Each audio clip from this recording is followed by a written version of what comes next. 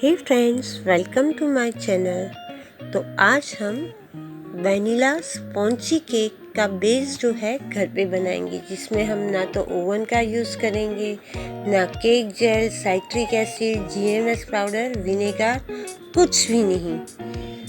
तो spongy cake बनाने के लिए सबसे पहले हमें घर में कोई भी एक टीन जो होता है वो टीन को तैयार करना है, जिसके अंदर हमें टीन के साइज़ का बटर पेपर ले लेना है। अगर आपके पास बटर पेपर नहीं है तो आप कोई भी पेपर का यूज़ कर सकते हैं। यहाँ मैंने साइड में कुछ माप दिया हुआ है कि कितने केजी का केक हम बना रहे हैं। आप घर के कोई भी टीन का यूज़ कर सकते हैं।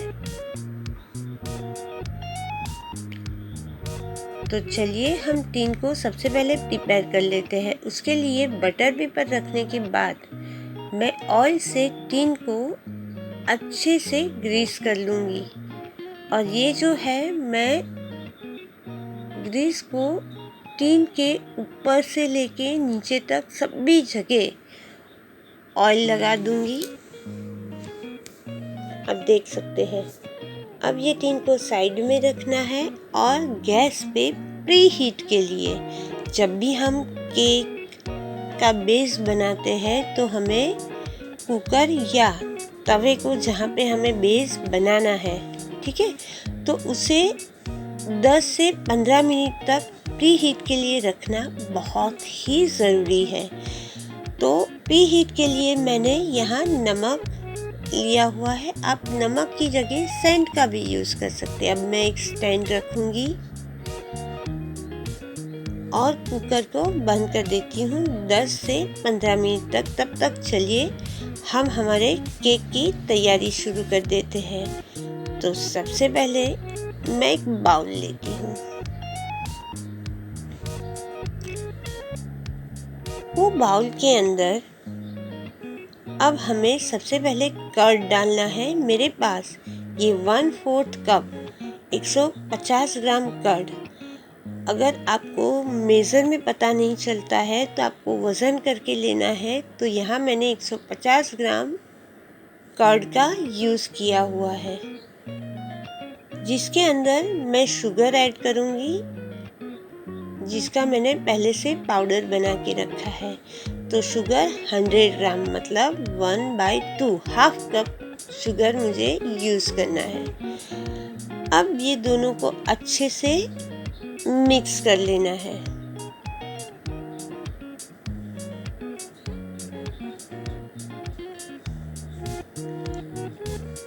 मिक्स करने के बाद अब मैं 1/4 कप मतलब 60 ml ऑयल इसमें ऐड कर लूँगी और उसे अच्छे से मिक्स कर लूँगी।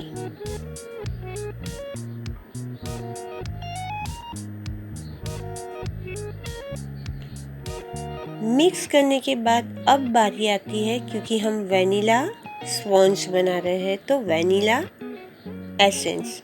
जी हाँ, मैं यहाँ पे 1 टीस्पून वनीला एसेंस इसमें ऐड कर लेती हूँ और फिर से उसे मिक्स कर लेती हूँ।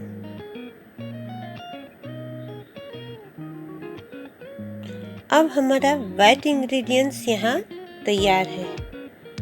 बारी आती है ड्राई इंग्रेडिएंट्स। ड्राई इंग्रेडिएंट्स के अंदर हमें 1 कप, उसके ऊपर 1/4 कप एक्स्ट्रा मतलब 160 से लेके 170 ग्राम मैदा, 1/4 teaspoon salt, 1 teaspoon baking powder, half teaspoon baking soda use करना है।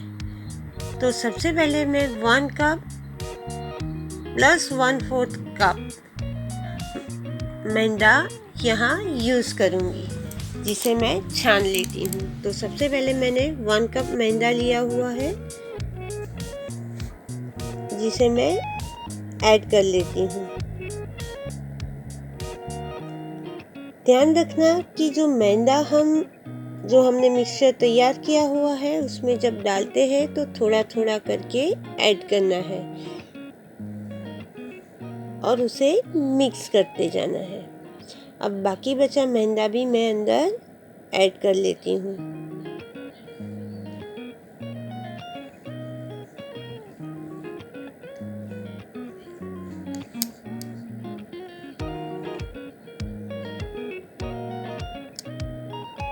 अब ये सब को अच्छे से मिक्स कर लेना है।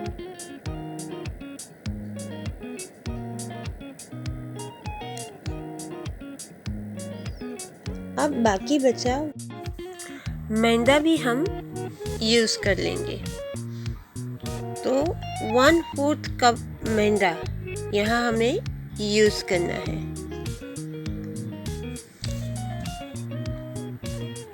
छलनी में मैंने 1/4 कप मैदा ऐड कर लेती हूँ।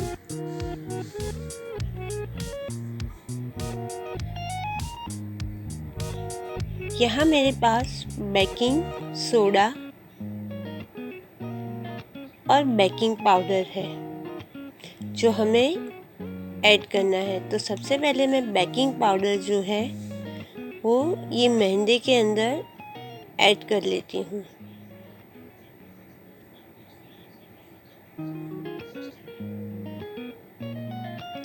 वन टीस्पून बेकिंग पाउडर मैंने ऐड कर लिया है।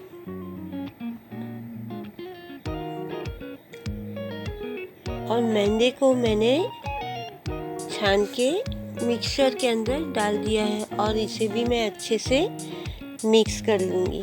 अगर आपको लगता है कि आपका जो मिक्सचर है गाढ़ा हो चुका है तो आप मिल्क का यूज़ कर सकते हैं।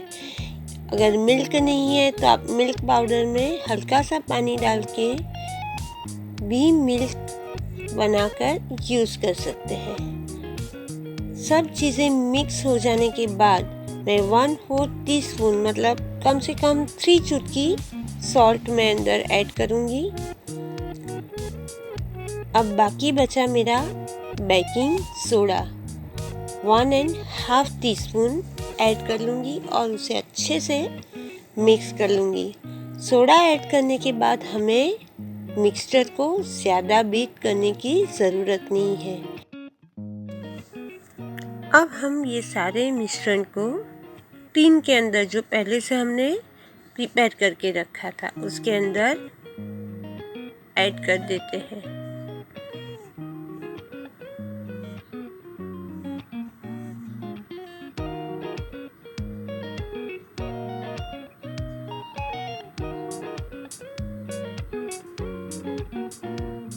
तो यहाँ मैंने सब कुछ टीन के अंदर ऐड कर दिया है।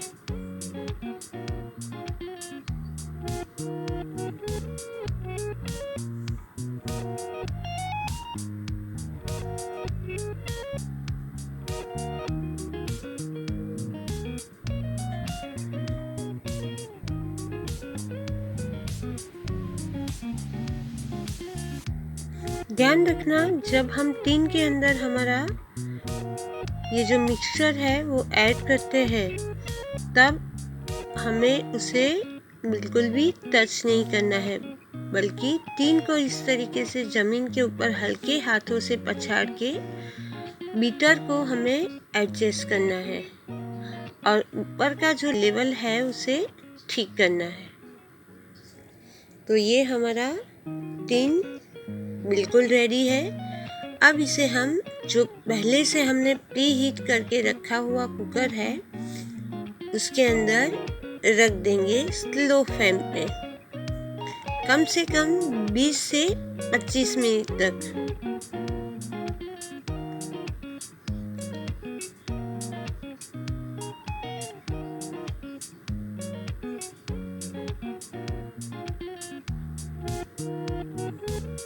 अब मैं कुकर इसे बंद कर देती हूँ और 20 से 25 मिनट तक मुझे वेट करना है।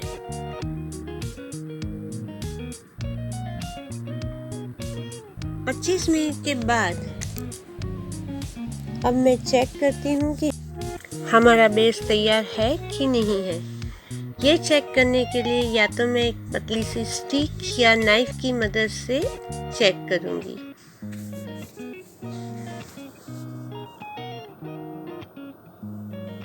हाँ, अब केक बिल्कुल भी लिक्विडाइज नहीं है, मतलब ये हमारा बेस बिल्कुल तैयार है। अब मैं टीन को बाहर निकाल देती हूँ और थोड़ी देर के लिए ठंडा होने रख देती हूँ, कम से कम 10 से 15 मिनट के लिए।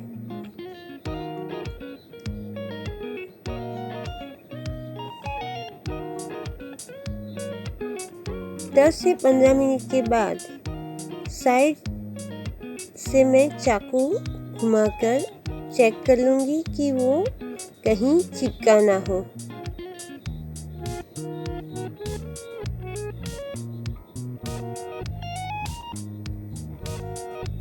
अब हमें बेस को टीन से बाहर निकालना है, तो इसके लिए टीन के ऊपर एक प्लेट रखूँगी और टीन को उल्टा कर दूँगी। ऊपर से थोड़ा मैं हाथ थपथपा के बेस को निकाल दूँगी। बहुत ही आसानी से बेस जो है वो निकल जाएगा। अब हमारा ये जो बटर पेपर ऊपर रखा था नीचे की साइड में, उसे हटा देना है। तो आप देख सकते हैं हमारा ये वैनिला स्पॉन्ज बेस है वो बिल्कुल तैयार है। हम दबा के भी देख लेते हैं। तो चलिए अब इस बेस को हम कट कर लेते हैं, जिससे हम टेस्टी केक बना सके।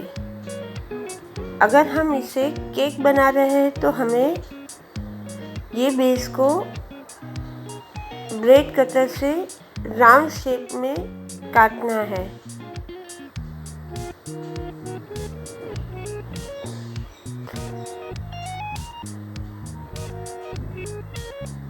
धीरे धीरे धीरे धीरे देख लीजिए बेस कितना सॉफ्ट और कितना अच्छे से बन चुका है। तो फ्रेंड्स, आप भी इसे घर पे ट्राई करिए। मेरी गारंटी है कि बिल्कुल बाहर जैसा स्पॉन्ज घर पे रेडी हो जाएगा और खाने में भी बहुत ही टेस्टी लगेगा। तो दोस्तों, आगे सीखने के लिए बहुत कुछ है, जिसमें मैं आपको पूरा केक आइसिंग करके दिखाऊंगी। उससे पहले मेरी चैनल को लाइक, शेयर और सब्सक्राइब ज़रूर कर लेना। Thank you.